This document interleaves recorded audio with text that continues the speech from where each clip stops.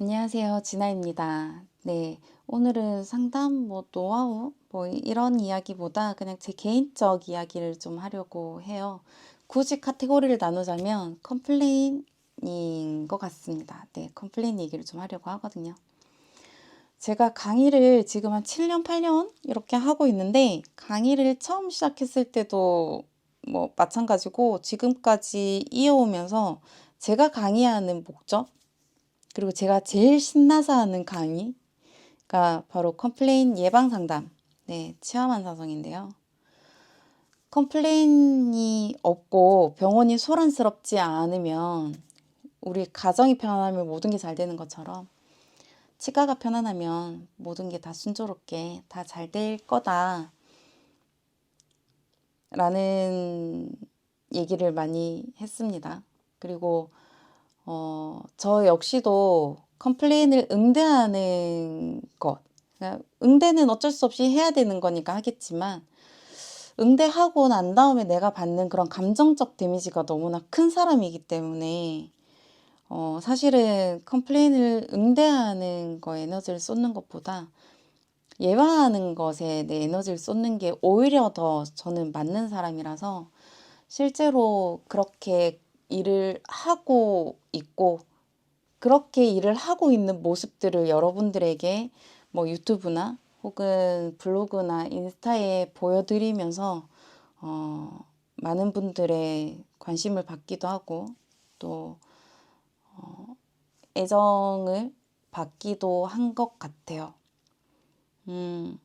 그러다 보니까 그런 질문들을 좀 많이 받았습니다. 강사님은 그런 컴플레인을 받거나 감정적 노동을 할 때 어떻게 그걸 푸세요? 라는 질문들을 많이 받았었는데 그때마다 저는 그렇게 얘기를 했어요. 실제로도 제가 했던 방법들이어서 얘기를 드렸었는데 저는 그런 경우가 발생을 할 때 아주 매운 떡볶이와 맥주 한 잔을 먹으면서 그 상황을 욕하기도 하고 아니면 누군가 털어놓고 얘기할 수 있는 사람에게 그 상황을 얘기하면서 이제 수다로 풀기도 하고 그렇게 얘기하다 보면 풀리니까요. 아니면 혼자 여행을 가서 그냥 다잡기도 하고 그래 괜찮아 지나가는 일이고 이미 벌어졌고 그냥 그 사람과 내가 안 맞았을 뿐이야 우리 병원과 안 맞았을 뿐이야 라고 생각하자 라고 내 마인드 컨트롤을 많이 한다. 그게 자양분돼서 그런 성향의 사람을 만나면 그럴 땐 또 이렇게 행동을 해야지 라는 또 하나의 배움을 얻었으니 그걸로 또 위안을 삼는다 라는 말을 네, 함부로 그렇게 했었습니다. 근데 그렇게 말했던 제 자신이 최근 2주 동안 너무너무 부끄러웠어요. 그러면서 이제 앞으로는 말을 함부로 하지 말아야 되겠다. 사람이 이렇게 한치 앞을 모른다. 라는 생각을 했던 것 같습니다. 그렇게 생각하게 된 계기가 지난주 월요일 날 컴플레인을 한 케이스 받았어요. 보통 받는 컴플레인들은 약간 억지 컴플레인들이 많았거든요. 감정적 컴플레인이라고 얘기를 하죠. 왜 이렇게 뭔가 치료가 오래 걸려요? 왜 치료했는데 왜 아파요? 그런 것들. 우리의 어떤 실수가 아니라 진료 중에 당연히 일어날 수 있는 일들을 환자분이 이해하지 못해서 아니면 환자의 구강 상태에서 생길 수 있는 한계,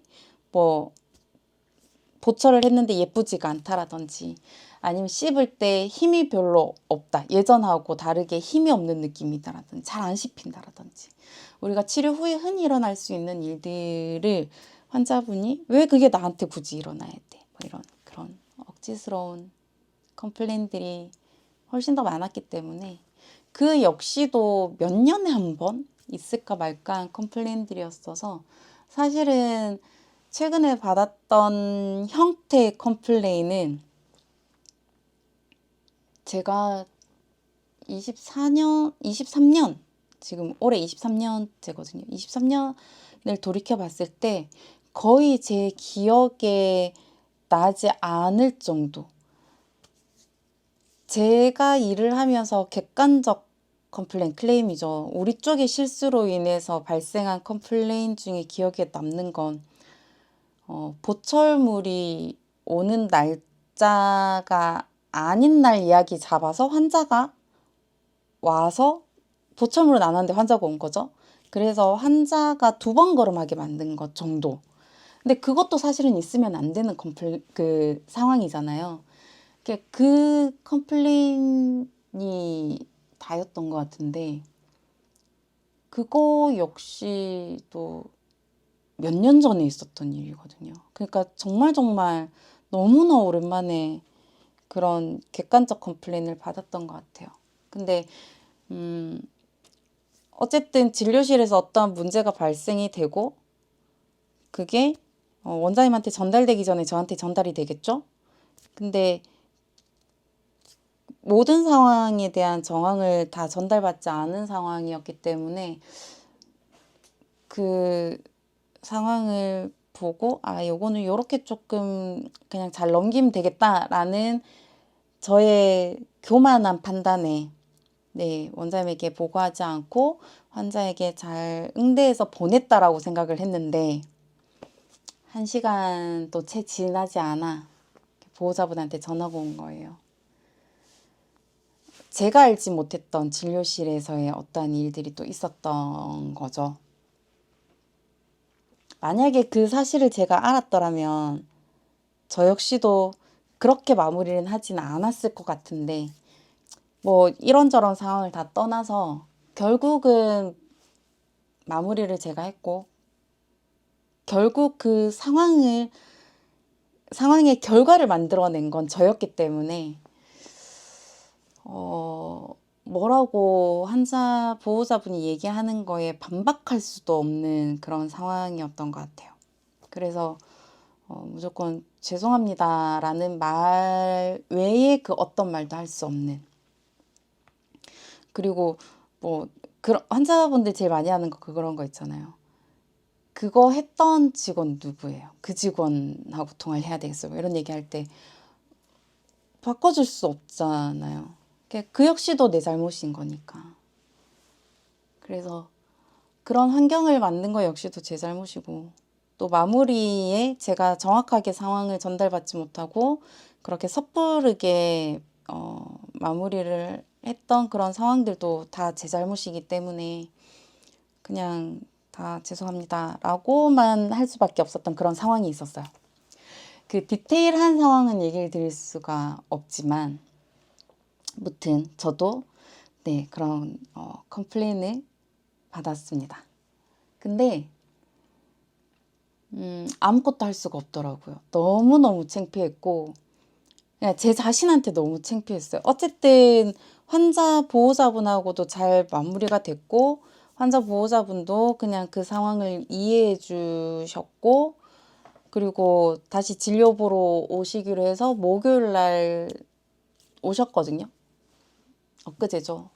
왔고 또 대면한 상황에서도 정중하게 사과를 드리고 환자 보호자분이 또 악수를 청하고 해서 잘 마무리되고 이제 또 다른 진료도 계속 하기로 이제 뭐 다른 상담도 이어져서 이제 또 그렇게 어떻게 보면 그냥 무난하게 큰 탈 없이 그냥 넘어갔어요.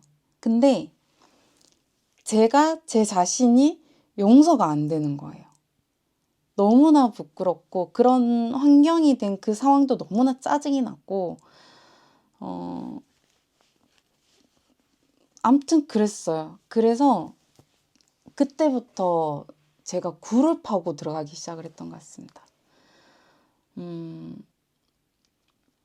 내가 모르는 사이에 내가 했던 말들, 내가 했던 행동들 혹은 우리 병원에서 이루어졌던 모든 상황들로 인해서 뭔가 상처를 받은 환자들은 없었을까? 부터 시작해서 문이 열릴 때마다 전화가 올 때마다 혹시나 나를 찾아서 또 어떠한 불만을 얘기하는 환자의 전화는 아닐까? 불만을 얘기하려고 들어오는 환자는 아닐까라는 불안감이 생기기 시작을 한 거예요. 그러다 보니까 정말 아무것도 할 수가 없겠더라고요. 몸이 그냥 환자를 보고 있으면 몸이 발발발발 떨리고 뭔가 얘기를 해야 되면 몇 번의 심호흡을 해야지만 말 한마디가 겨우 나오고 완전 공황 상태에 빠질 정도로 제가 제 자신을 몰아넣었던 것 같아요. 지금 생각해보면. 남들이 들으면 되게 비웃을 일일지도 모릅니다. 이렇게 흔히 일어나는 일이라고 얘기를 하거든요. 야, 그런 일은 흔히 일어나. 뭐 그거 가지고 그래. 라고 얘기를 하더라고요. 근데 저는 흔히 일어나면 안 되는 일이라고 생각을 하는 사람이거든요. 환자가 우리 치과에 와서 감정을 다치는 거, 혹은 뭔가 우리의 실수로 인해서 어떤 신뢰가 무너지는 상황이 발생되는 거는 일어나서는 안 되는 일이라고 저는 생각을 하고 지금까지 일을 했고, 그렇게 내 자신을 쪼고 쪼으면서 채찍질하고 그렇게 저는 그 20여 년이라는 시간을 치과 일을 해오고 있고, 함께 근무하는 선생님들에게도 늘 강조해서 얘기하는 것들이 컴플레인을 발생하지 않게끔 이렇게 해야지 이 행동이 어떻게 파장이 갈지 모르잖아 라고 그들 역시도 제가 많이 쪼은단 말이에요. 근데 이런 상황이 되니까 아무것도 할 수가 없더라고요. 그래서 이제 주변에서 이제 저를 너무나 잘 아는 주변 혹은 저희 직원들, 원장님, 가장 많이 했던 얘기는 흔히 일어난다. 다른 곳보다 더 마음을 쓰니 어쩌면 한 번의 실수이니 괜찮다. 라는 말이 제일 많았었고, 앞으로 잘하면 되지. 앞으로 더 잘해주면 되지. 뭐 이미 엎질러진 물 어떡해. 그런 얘기들이 제일 많았던 것 같아요. 근데 그거는 아무런 힘이 되지 못하더라고요. 근데 제가 저에게 그런 고민을 얘기하셨던 분들에게 아무런 힘이 되지 못한 얘기들을 했었구나라는 생각이 들어서 더더더 부끄러웠던 순간이었던 것 같아요. 그래서 사실은 막 인스타도 게시물 다 닫아놓고 나는 이제 강의도 못할 것 같아라고 막 제 자신을 너무 나락으로 몰아넣는 그런 2주였던 것 같습니다. 이제 조금씩 정신을 차리고 있는 중인데요. 2주 동안 제가 뭘 했나를 좀 생각을 해봤어요. 이렇게 제가 감정 노동이 너무 심할 때 뭘 하나. 그냥 누워 있었던 것 같아요. 네. 아무것도 안 했어요. 누워 있었고, 그냥 눈물이 나면 울었고요. 그리고 슬픈 드라마를 엄청 많이 봤어요. 좀 울고 싶었던 것 같아요. 그래서 많이 울었던 것 같습니다. 그리고 나니까 어느 정도 처음에는 그냥 있어도 눈물이 났었거든요. 근데 지금은 눈물이 하루 24시간을 보낼 때 눈물이 그렇게 많이 나지 않아요. 그러면서 내가 이제 조금 벗어나고 있구나라는 생각이 들면서 주변 사람들의 얘기가 들리기 시작을 하더라고요. 그러면서 이제 주변에서 해줬던 얘기들이 조금씩 곱씹어지게 됐던 것 같아요. 그래서 여러분들도 혹시 감정적으로 힘든 시간을 보내고 있다면 그거를 굳이 이겨내려고 노력하지 않으셨으면 좋겠어요. 저는 사실 퇴사까지 고민했었거든요. 나는 이제 더 이상 치과에서 상담 못하겠어. 내가 무슨 자격으로 환자에게 신뢰를 얘기를 하고 상담을 해. 내가 무슨 자격으로 컴플레인을 예방하는 상담을 하자고 내가 강의를 해. 나 이제 앞으로 강의도 못하겠고 치과도 못하겠고 난 아무것도 못하겠어. 그냥 어디 카페나 아니면 집에서 뭔가 할 수 있는 부업을 찾아볼까? 막 이런 생각도 했었거든요. 그냥 정말 그냥 내 감정이 가는 대로 시간의 흐름대로 그냥 놔뒀던 것 같아요. 그렇게 시간을 보내다 보니 주변이 보이는 시기가 온 것 같아요. 저희 원장님이 그러시더라고요. 제가 자꾸 찌질이처럼 그러고 있으니까 보약 먹었다고 생각해 라는 얘기를 해주시더라고요. 그냥 그럴 수 있는 일이죠. 뭐 다른 데도 다 이런 일 있다는데요. 뭐 이렇게 대수롭지 않게 생각하는 것만으로도 나은 거야. 근데 너무 나 자신을 자책할 필요는 없다. 그냥 이번 계기에 조금 더 뭐 흔히 하는 얘기들 있잖아요. 그럼 되지 않겠냐. 그리고 또 저희 직원들은 실장 이게 제가 어떤 마음으로 일을 하는지 아니까 이번 일이 저한테 엄청 큰 어떤 데미지로 왔다라는 걸 저희 직원들은 아는 거예요. 그래서 처음 일에 발단이 된 직원은 이제 죄인 모드인 거죠. 근데 그 직원을 탓할 수가 없기 때문에 뭐 괜찮다 하지만 제가 안 괜찮은 거잖아. 그랬더니 또 저희 직원들은 너무 오랫동안 아프지는 않으셨으면 좋겠다. 힘들진 않으셨으면 좋겠다. 그냥 저희는 기다릴게요. 라는 얘기를 해주더라고요. 그래서 제가 충분히 힘들 수 있는 시간을 좀 지켜봐 준 것 같아요. 그래서 직원들한테도 되게 고맙더라고요. 그래서 그냥 힘들 땐 그거를 오히려 참으려고 하면 그게 독이 되니까 그냥 나 지금 이래서 너무 힘들어 라고 오히려 양해를 구하고 그 시간을 조금 자연스럽게 흘려보내는 거. 근데 그걸 흘려보냄에 있어서 여러분들이 할 수 있는 것들, 뭐 여행을 좋아하시면 여행을 가는 것도 하나의 방법일 거고, 뭐 술을 먹어서 그 시간이 조금 편하다면 술도 하나의 방법일 거고요. 저는 아무것도 안 하는 거였거든요. 그래서 굳이 막 책에서 얘기하듯이 아니면 여러 매체에서 멘탈을 잡으려면 이래야 돼. 막 이런 걸 얘기하듯이 그렇게 막 하지 않아도 되지 않을까라는 생각을 했습니다. 그리고 그렇게 시간을 보내다 보니 이제는 환자가 보이기 시작을 했던 것 같아요.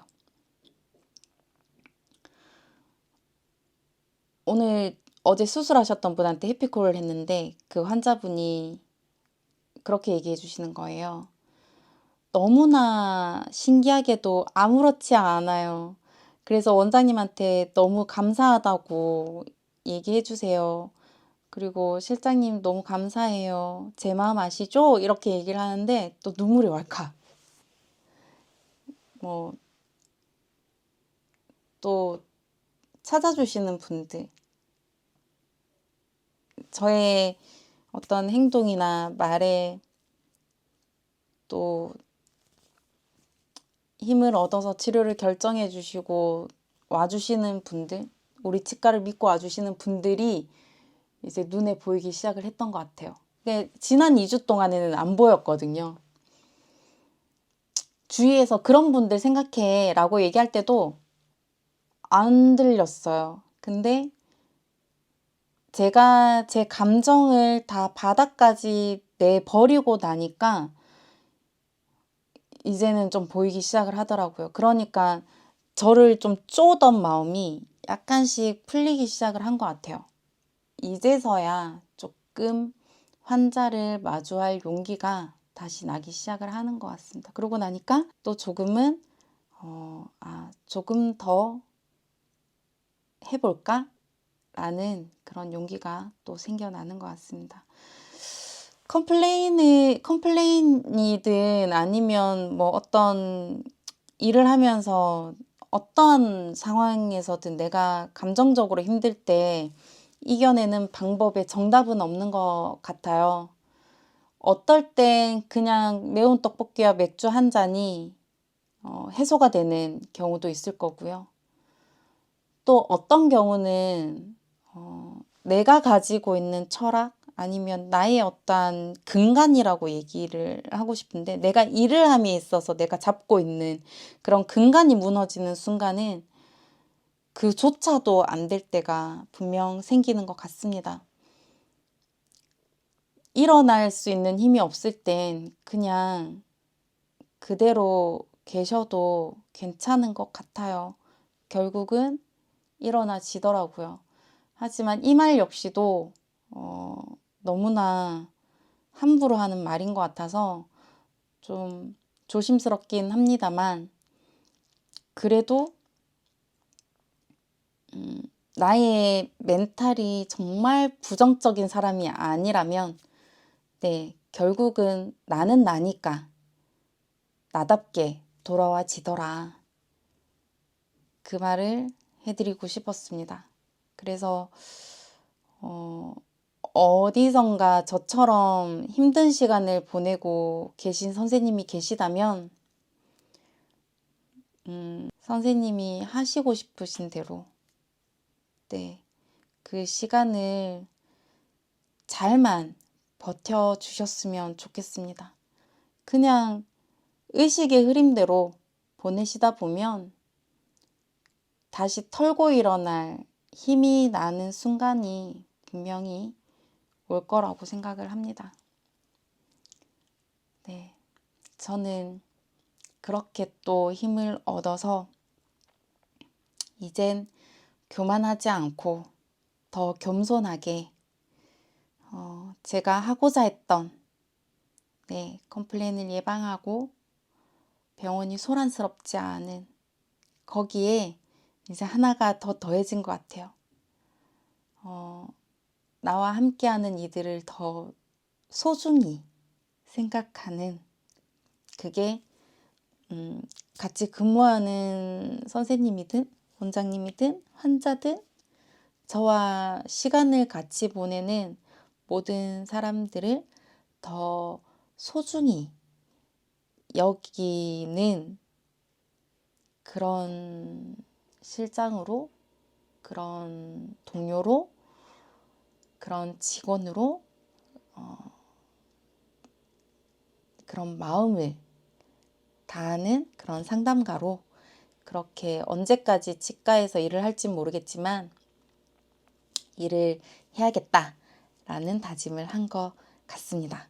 아이고, 치과 생활 중에 지금 혹시 많이 힘들고 아파하시는 분들이 계시다면 너무 오랫동안 아프지는 않으셨으면 좋겠습니다. 저와 같이 또 이렇게 힘내봐요. 그렇게 또 치과에서 잘 지내봅시다. 저도 다음에는 온전한 멘탈과 온전한 마음으로 그렇게 찾아오도록 하겠습니다.